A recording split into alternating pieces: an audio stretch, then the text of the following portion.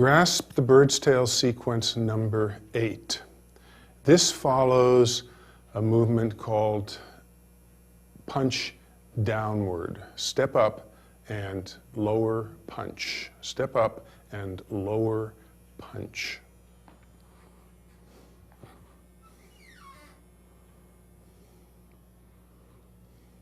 Ward off left. Ward off right. Roll back. Press. And push.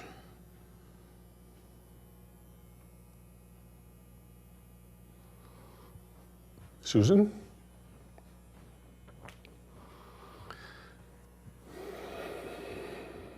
She grabs me with her right arm with her left leg forward.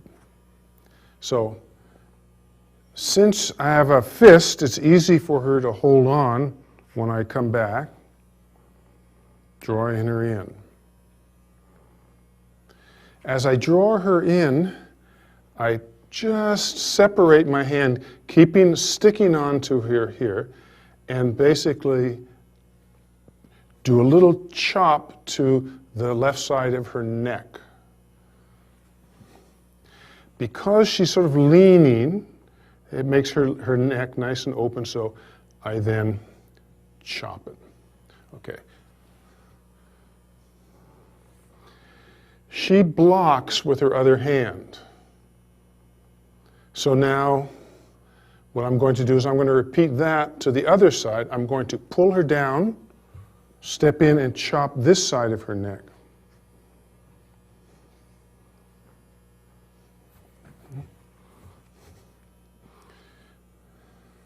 Ward off left, I chop, she blocks.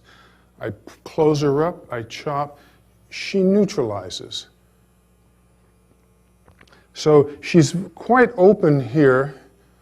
We're both kind of quite open. So I'm going to follow her with an attack to her center. I'm going to use my finger poking hand right into her center.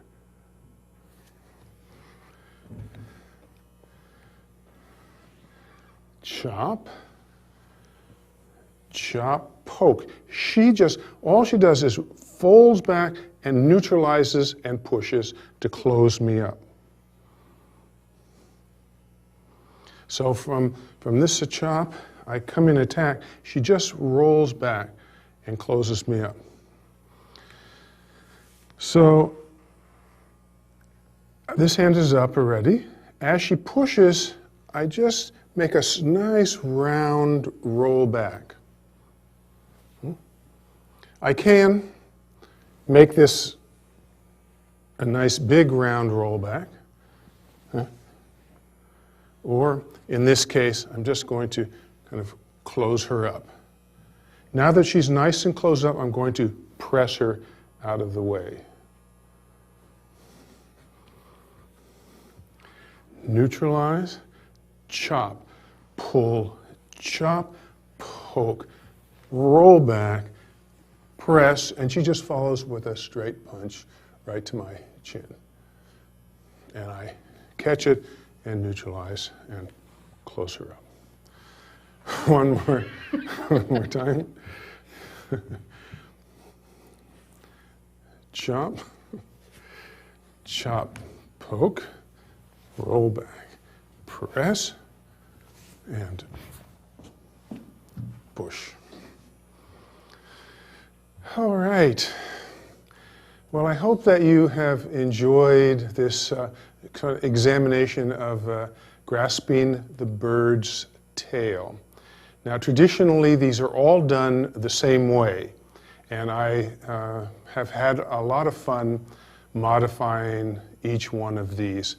And I hope that it makes your practice a little bit more fun, a little looser, and it certainly is healthier for you, develops a lot of different patterns through your body, a lot of different skills and strengths. So feel free to play with your Tai Chi form, and that's what it's all about. So thanks again, and good luck on your practice.